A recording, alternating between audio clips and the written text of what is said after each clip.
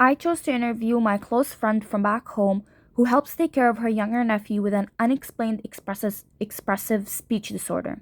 Although she is not a medical professional, her lived experience with disability in a third world country offers a perspective that is rarely represented in academic discussions. I wanted to shine a light on the realities families face when raising a child with developmental challenges in environments where resources are rare. Diagnosis is uncertain, and basic rights such as access to therapy or qualified evaluations are often out of reach. Her story reflects a side of disability that textbooks tend to overlook. And this interview allowed me to understand the emotional, social, and structural factors that shape a child's development outside of well resourced countries.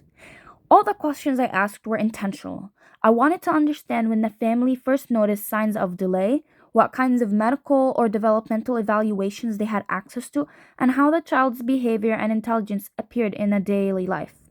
I also asked about frustration, social challenges, therapy attempts, and their concerns for his future.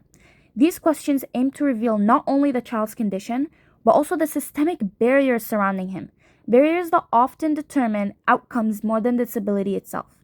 I wanted to interview this interview to highlight the emotional experience of the family and the uncertainty they live with, and the resilience they show despite having limited support. During the interview, what stood out to me was how difficult it was for the family to even get a basic diagnosis.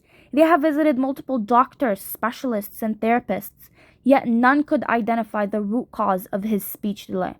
Each professional had a theory: possible ADHD, slight autistic traits, mixed language delay, but none matched his full representation. Neurological tests came back normal. His hearing is perfect, his cognitive responses are strong. Behaviorally, he's social, aware, and emotionally connected. He simply cannot form words clearly. In a more developed health system, he would likely have access to comprehensive assessments, multidisciplinary teams, and early intervention programs.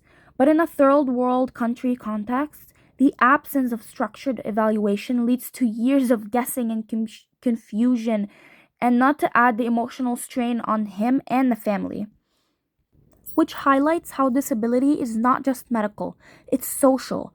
When resources, awareness, and inclusion are limited, a child's environment can become more disabling than the condition itself. Because the child tends to communicate through tones, gestures, and facial expressions. He imitates actions, solves problems, and understands instructions and emotions. His intelligence is clearly visible in everything except speech. Yet he tends to not be able to go to school. He's misunderstood,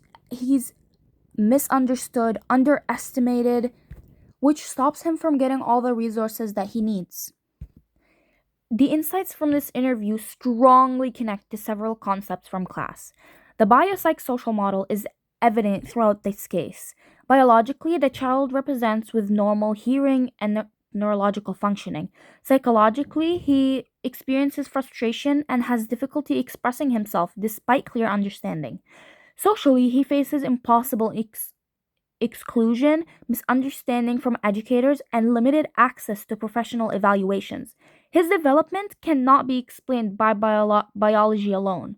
It is shaped by emotional experiences, family support, and the societal systems around him, which reflects the importance of social determinations of health.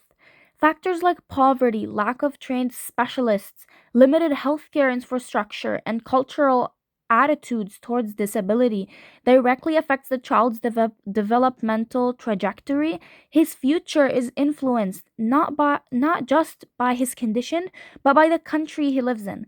This enforces the idea that disability outcomes are profoundly shaped by environment. Another relevant concept is the labeling theory, because professionals hesitate to diagnose him. Since he doesn't fit neatly into any category, the family is left without access to services often tied to specific disability labels. And this space he's left in leaves him vulnerable, unsupported, and at risk of being misunderstood in school and society. Overall, this interview was more than a requirement. It was a reminder of how uneven the world is for children with disabilities and how urgently awareness and support are needed. It made me more empathetic, more observant, and more committed to advocate for fairness wherever I can.